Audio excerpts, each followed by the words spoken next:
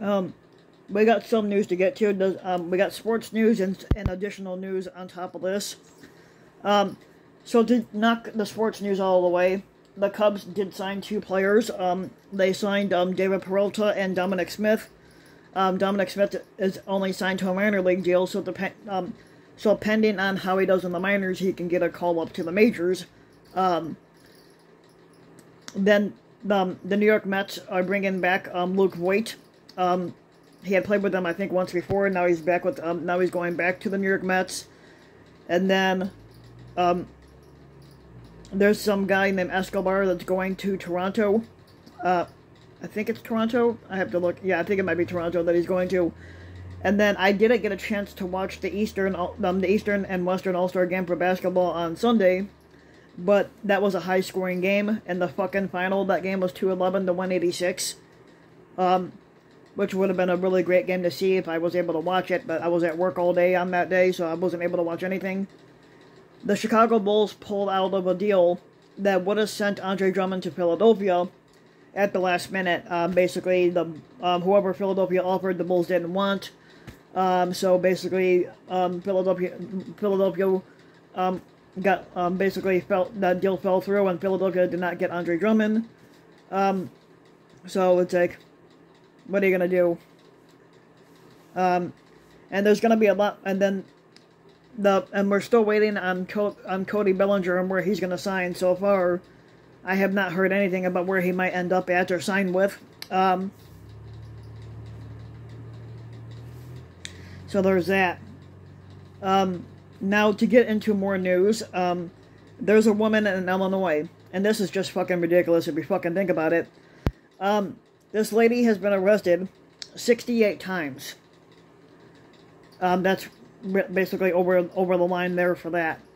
Now, I've heard of chronic criminals, but this woman in Illinois is ridiculous, and she currently has 68 arrests on her record alone. Going into last weekend, Kiana L. Simpson from Springfield had 67 arrests, had 67 arrests on her police record.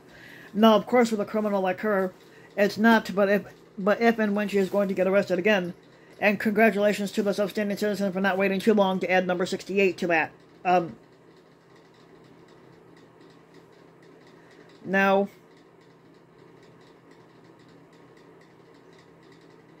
what did this woman do to get arrested again? She removed her ankle monitor, which you're not allowed to do while you're on house arrest. So she had an ankle monitoring bracelet while awaiting trial for her last offense, and she thought it would be a good idea to remove it without permission. And that action is against the law. Then the lady proceeded to steal something from a local store, and here she goes again. It's hard to believe that someone who commits that many crimes is not even in jail. It's even crazy to think that she just won't stop. They need to lock her up and throw away the key. It's now become a complete joke, and check out some of the highlights of the arrests that she's had. She's been arrested for larceny and theft. 24 arrests with 7 convictions. She's been arrested for fraudulent activity, drug offense, assault, forgery, damage to someone's property, obstructing justice, and since 2022, she's been arrested on 15 theft felony accounts, retail theft, and forgery. And she has served time in Illinois and Tennessee Department of Corrections. Yeah, she should be in jail for life with that shit. A teen was arrested in Valparaiso for choking his mother after she tried to kick him out the house. And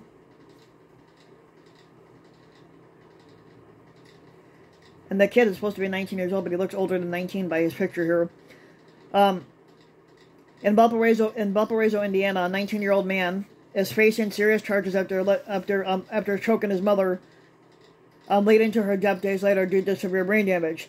The Valparaiso Police Department responded to a call from Connor Cabold on Monday, February 5th, around 4 p.m. at the 1350 block of Diamond Boulevard.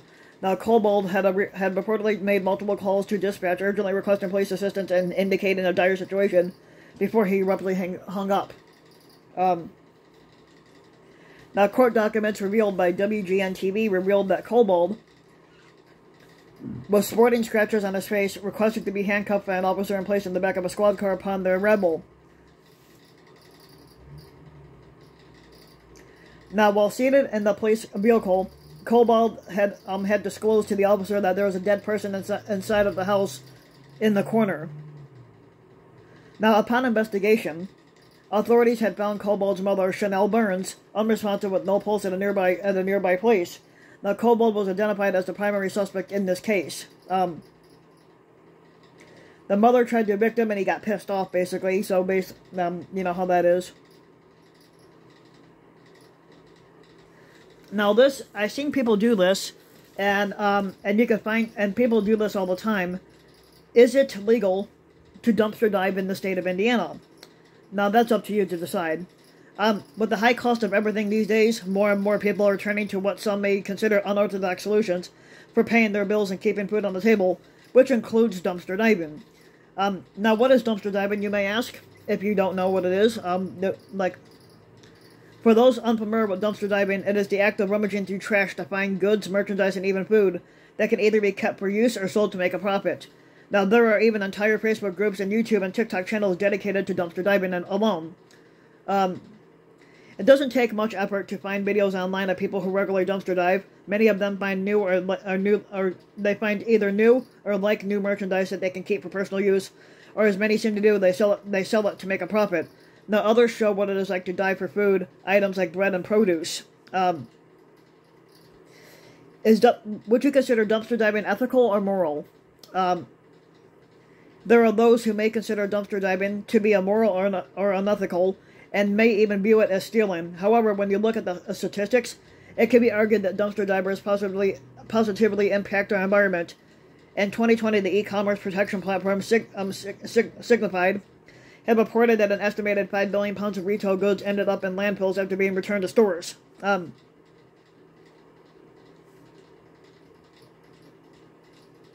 Now, clothes and textiles take up a lot of room when it comes to the landfill. When it comes to clothes and textiles, the Roundup.org reports that in the United States, 66% of unwanted clothes and textiles end up in landfills, and perhaps those who dumpster dive are creating a more sustainable environment. Now, when it comes to food waste, the statistics of food waste are astronomical. Sorry, tongue-tied. According to OnlineDasher.com, the amount of food thrown away by retailers and grocers is a staggering statistic, and I could say that is true because I work in the restaurant industry and we waste a lot of food. They say the average American grocery store throws away thousands of dollars of food each week, and combined, it equates to a whopping 16 billion pounds of food waste across the country. And where the hell does it go? Of course, landfills.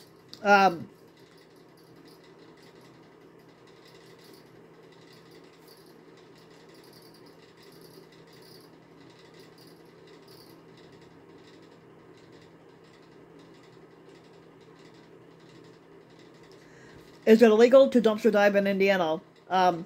Morals and ethics aside, is it legal to dumpster dive in Indiana? Under certain circumstances, the answer to this question would be yes. If the dumpster or trash receptacle is placed at the curb or on a sidewalk, then there is no assumption of ownership to those items, and you could take them. However, if the dumpster is on private property, then you could be arrested for trespassing.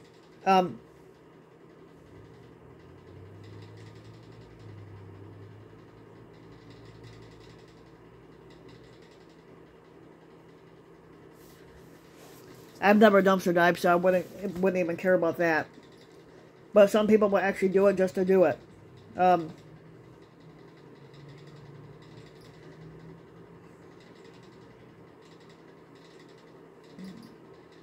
it's already, and back to baseball news, injuries are already an issue for the Yankees. I'm not sure about all that yet.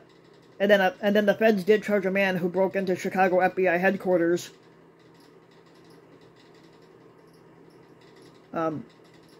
Let's see who's injured for the Yankees already. Okay,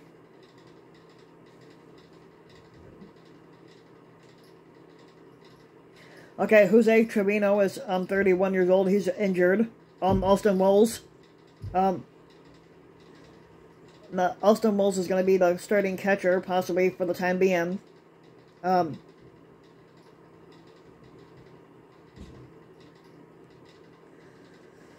Okay, that's really it there.